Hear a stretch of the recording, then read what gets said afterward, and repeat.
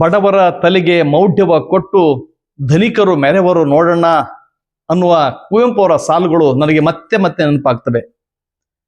ಈಗಾಗಲೇ ಜನರನ್ನ ಬಡಕಾಯಿಸಿ ಉತ್ತರ ಪ್ರದೇಶದ ಪ್ರಾಯಕ್ಕೆ ಅಲ್ಲಿಯ ಕುಂಭಮೇಳಕ್ಕೆ ಭಾಗವಹಿಸಂತೆ ಪ್ರಚೋದನೆ ಮಾಡಿದಂತಹ ಅಲ್ಲಿನ ಮುಖ್ಯಮಂತ್ರಿಗಳಾದ ಯೋಗಿನಾಥ್ ಅವರಾಗಲಿ, ಕೇಂದ್ರದ ಅನೇಕ ಸಚಿವರೇ ಆಗಲಿ, ಮಾಧ್ಯಮಗಳಾಗಲಿ ಅಲ್ಲಿ ಜನ ಕಾಲ್ತುಳಿತಕ್ಕೆ ಒಳಗಾಗಿ ಬರ್ಬರವಾಗಿ ಸತ್ತು ಹೋದ್ರಲ್ಲ, ಈ ಬಗ್ಗೆ ಅವರು ಯಾವುದೇ ತುಟಿ ಪಿಟಕ್ಕಂತಿಲ್ಲ, ಅವ್ರ ಬಗ್ಗೆ ಕಾಳಜಿಗಳಿಲ್ಲ.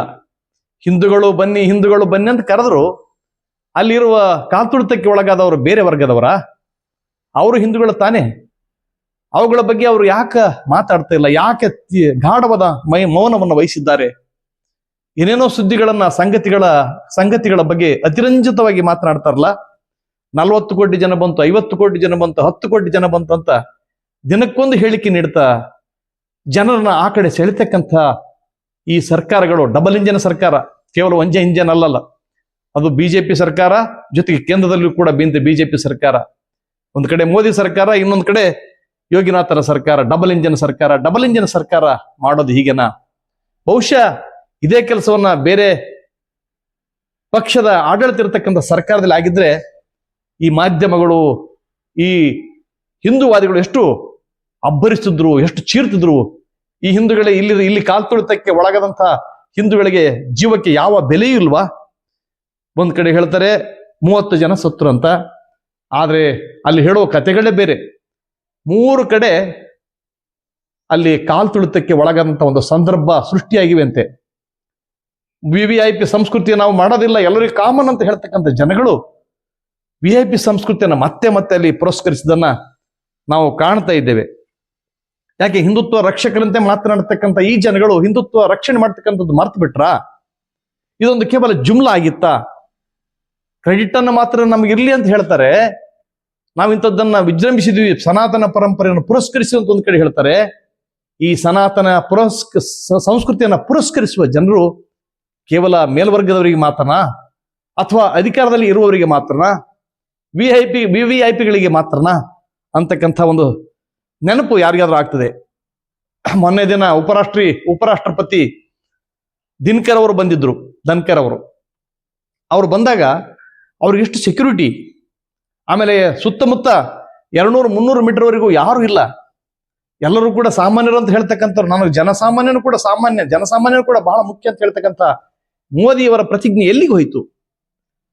ಅವರು ಬರೇ ಉಪರಾಷ್ಟ್ರಪತಿಗಳು ಮಾತ್ರ ವಿವಿಐಪಿಗಳು, ಜನಸಾಮಾನ್ಯರು ವಿವಿಐಪಿಗಳಲ್ವಾ? ಅವರು ಕೂಡ ಒಂದೇ ಓಟ್ ಹಾಕ್ಬೇಕು, ಇವರು ಕೂಡ ಒಂದೇ ಓಟ್ ಹಾಕ್ಬೇಕು. 2 ಓಟ್ಗಳಿವೆನಾ ಯಾರಿಗಾದ್ರೂ? ಇಲ್ವಲ್ಲ. ಈ ವಿವಿಐಪಿ ಸಂಸ್ಕೃತಿಯನ್ನು ಕಿತ್ತಿ ಹೋಗ್ತಿರಂತಕ್ಕಂಥ ಯೋಗಿನಾಥ್ ಅವರು ಅಬ್ಬರಿಸಿದ್ರು. ಯೋಗಿನಾಥ್ ಈಗ ಎಲ್ಲಿದ್ದಾರೆ? ಜೊತೆಗೆ ಇನ್ನೊಂದು ಸಂಗತಿಯನ್ನು ನೀವು ಗಮನಾರ್ಹವಾಗಿ ಗಮನಿಸಬೇಕಾಗಿರ್ತದೆ. 1500 ಜನಗಳು ಕಾಣೆಯಾಗಿದ್ದಾರಂತೆ. ಎಲ್ಲಿಗೆ ಹೋದ್ರು ಅವರೆಲ್ಲ? ಇವತ್ತಿನ ಕಾಲಮಾನದಲ್ಲಿ 1500 ಜನಗಳು ಕಾಣೆಯಾಗುವುದು ಸಹಜ ಕ್ರಿಯೆ ಅಲ್ಲ, ಇದೊಂದು ಅಸಹಜ ಕ್ರಿಯೆ. ಆ 1500 ಜನರಿಗೆ ಮೊಬೈಲ್ಗಳಿರ್ತವೆ, ಫೋನ್ ನಂಬರ್ಗಳಿರ್ತವೆ. ಇನ್ನು ಅವ್ರ ಫೋನ್ ನಂಬರ್ ಕಳೆದೋದ್ರೆ ಇನ್ಯಾರ್ದೋ ನಂಬರ್ ತಗೊಂಡು ಅವ್ರ ಮನೆಗಳನ್ನಿಗೆ ಅದರ ಸಂಪರ್ಕ ಮಾಡ್ತಾರೆ. ಆದ್ರೆ ಇವತ್ತಿಗೂ ಸಹಿತ 1500 ಜನಗಳು ಕಾಣೆಯಾದ್ರ ಬಗ್ಗೆ ಒಂದು ತುಟಿ ಪಿಟ್ಟಕ್ಕಂತ ಇಲ್ಲ ಸರ್ಕಾರಗಳು. ಅವರು ಬದುಕಿದ್ದಾರಾ, ಸತ್ತಿದ್ದಾರಾ, ಎಲ್ಲಿ ಹೋದ್ರು? ಹಾಗಾದ್ರೆ ನೋಡಿ, ಗಂಗಾ ನೀರು ಪವಿತ್ರ ಅಂತ ಒಂದ್ ಕಡೆ ಹೇಳ್ತಾರೆ. ಈ ಗಂಗಾ ನೀರು ಕುಡ್ಲಿಕ್ಕೆ ಜನ ಮಿನರಲ್ ವಾಟರ್ ತಗೊಂಡು ಹೋಗ್ತಾರೆ. ಎಂತ ದುರಂತ ಇದು! ಎಂಥ ಈ ನಂಬಿಕೆ ಇದು! ಈ ನಂಬಿಕೆಯನ್ನ ಪ್ರಶ್ನೆ ಮಾಡಿದ್ರೆ ಅವರನ್ನ ಹಿಂದೂ ವಿರೋಧಿಗಳಂತ ಚಿತ್ರಣ ಮಾಡ್ತಾರೆ, ದೇಶ ವಿರೋಧಿಗಳಂತ ಚಿತ್ರಣ ಮಾಡ್ತಾರೆ. ಈ ನೆಪದಲ್ಲಿ ಸಂವಿಧಾನವನ್ನು ಅಸ್ಥಿರಗೊಳಿಸ್ತಕ್ಕಂಥ ಕೆಲಸವನ್ನ ಕೆಲವು ಮಠಾಧೀಶರಲ್ಲಿ ಕುಳಿತುಕೊಂಡು ಮಾಡ್ತಾರೆ. ಕೇವಲ 3-4 ಜನ ಮಠಾಧೀಶರು ಕುಳಿತು ಸಂವಿಧಾನ ಬದಲಾವಣೆ ಮಾಡಿದ್ರೆ ಆಗ್ಲಿಕ್ಕೆ ಸಾಧ್ಯನಾ? ಅದು ಏನೇ ಬದಲಾವಣೆ ಇದ್ರೂ ಅದು ಸಂಸತ್ತಿನಲ್ಲಿ ಮಾತ್ರ ಬದಲಾವಣೆ ಸಾಧ್ಯ. ನಮ್ಮೆಲ್ಲರಿಂದ ಗೆದ್ದು ಹೋದಂತ ಜನಪ್ರತಿನಿಧಿ ಮಾತ್ರ ಸಂವಿಧಾನವನ್ನ ಬದಲಿಸುವ ಹಕ್ಕಿದೆ ಹೊರತಾಗಿ ಅಲ್ಲಿ ಯಾರೋ ಕುಳಿತಂತ ಬಟ್ಟೆ ಹುಟ್ಟುಕೊಂಡಂತ ಜನಗಳು ಸಂವಿಧಾನವನ್ನು ಬದಲಿಕ್ಕೆ ಸಾಧ್ಯ ಇಲ್ಲ ಅಂತಕ್ಕಂಥ ಅರಿವು ಕೂಡ ಈ ನಮ್ಮನ್ನ ಆಳ್ತಕ್ಕಂಥ ರಾಜಕಾರಣಿಗಳಿಗೆ ಇಲ್ಲಲ್ಲ ಅಂತ ನೋವಾಗ್ತದೆ. ಅಲ್ಲಿ ಸತ್ತ ವ್ಯಕ್ತಿಗಳ ಬಗ್ಗೆ 3-4 ಕಡೆ ಕಾಲ್ತುಳಿತ ಆಗಿದೆ ಅಂತ ಅನ್ನೋದ್ರ ಬಗ್ಗೆ ದೈನಿಕ ಭಾಸ್ಕರ್ ಈಗಾಗಲೇ ವರದಿ ಮಾಡಿದೆ. ಮತ್ತೊಂದು ಕಡೆ TV9 ವರದಿಗಾರ ಅಲ್ಲಿ ಕಾಲ್ತುಳಿತಕ್ಕೆ ಒಳಗಾದಂತ ಜನಗಳು ಹಸುನಿಗಿದ್ರಲ್ಲ, ಆ ಆಸ್ಪತ್ರೆಗೆ ಭೇಟಿ ನೀಡಿದ್ರೆ ಅಲ್ಲಿಯ ಸಿಬ್ಬಂದಿ ಅವರನ್ನ ಅಕ್ಷರಶಃ ಹೊರಗಾಕಿದೆ. ಯಾಕಾಗ್ತು ಹೊರಗಡೆ? ಯಾಕೆ ಅವ್ರಿಗೆ ಜನಗಳಿಗೆ ಸತ್ಯ ಗೊತ್ತಾಗಬಾರ್ದಂತ. ಎಲ್ಲವನ್ನೂ ಪಾರದರ್ಶಕವಾಗಿಟ್ಟು ಜನರಿಗೆ ತಲುಪಿಸ್ತೀವಿ ಅಂತ ಹೇಳ್ತಕ್ಕಂಥ ಸರ್ಕಾರಗಳು ಯಾಕೆ ವಿಫಲವಾಗಿವೆ? ಬೇರೆಯವರು ಸರ್ಕಾರ ಆಗಿದ್ರೆ ಈಗಾಗಲೇ ಟಾಮ್ ಮಾಡಿ ರಾಜೀನಾಮೆ ಕೊಡಬೇಕು. ವ್ಯವಸ್ಥೆ ಮಾಡೋದಾಗಿದ್ರೆ, ವ್ಯವಸ್ಥೆ ಮಾಡುವುದಕ್ಕೆ ಆಗದಿದ್ರೆ ಆ ಕುಂಭಮೇಳವನ್ನು ಯಾಕೆ ಏರ್ಪಡಿಸಿದ್ರೆ ಅಂತ ಮೇಲಿಂದ ಮೇಲೆ ಕೇಳ್ತಕ್ಕಂಥ ವಾಗ್ಮಿಗಳು ಎಲ್ಲಿ ಹೋದ್ರು ಅವರೆಲ್ಲ. ಇಲ್ಲೇ ಎಲ್ಲೋ ಒಂದ್ ಕಡೆ ರೂಮ್ನಲ್ಲಿ ಕೂತ್ಕೊಂಡು ಅಲ್ಲಿ ಹೋಗಿ ಬನ್ನಿ ಪುಣ್ಯ ಸಿಗ್ತದೆ ಅಂತ ಹೇಳಿದಂತ ಈ ವಾಗ್ಮಿಗಳು ಹೆಂಗ್ ಪುಂಗ್ಲಿ ಅಂತವ್ರು ಇದ್ದಾರೆ ನೋಡಿ. ಬಾಳೆ ಮರಿ ಹೆಂಗ್ ಪುಂಗ್ಲಿ, ದೊಡ್ಡ ಹೆಂಗ್ ಪುಂಗ್ಲಿ, ಅವರೆಲ್ಲ ಎಲ್ಲಿ ಪುಂಕಿ ಅಂತ ಕುಂತ್ರು ಅವರೆಲ್ಲ.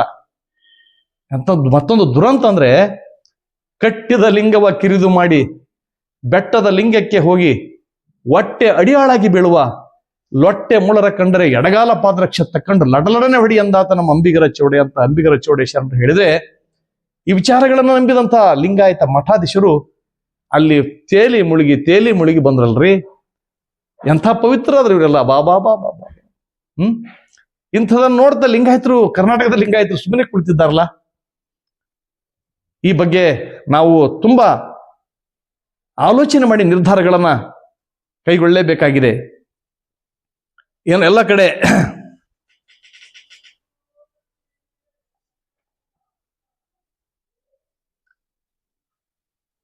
ಆ ಉತ್ತರ ಪ್ರದೇಶದ ಆ ಪ್ರಯಾಗದಲ್ಲಿ, ಆ ಕುಂಭಮೇಳದಲ್ಲಿ ಒಂದೇ ಒಂದು ಕೂಡ ಹೆಲ್ಪ್ ಲೈನ್ ಇಲ್ಲವಂತೆ. ಒದ್ದಾಡ್ತಾ ಇದ್ದಾರೆ ಜನಗಳು. ಅಲ್ಲಿಯ ಜನಜೀವನದ ಜೊತೆ ಚೆಲ್ಲಾಟ ಆಡ್ತಕ್ಕಂಥ ಈ ಅಧಿಕಾರವನ್ನು ಯೋಗಿನಾಥ್ ಅವರಿಗೆ ಆಗ್ಲಿ, ಕೇಂದ್ರ ಸರ್ಕಾರಕ್ಕಾಗ್ಲಿ ಯಾರು ಕೊಟ್ರು? ಇವರಿಗೆ ನಿಜವಾಗಿ ಹಿಂದೂಗಳ ಬಗ್ಗೆ ಕಾಳಜಿ ಇದೆ ಅಂತೀರಾ?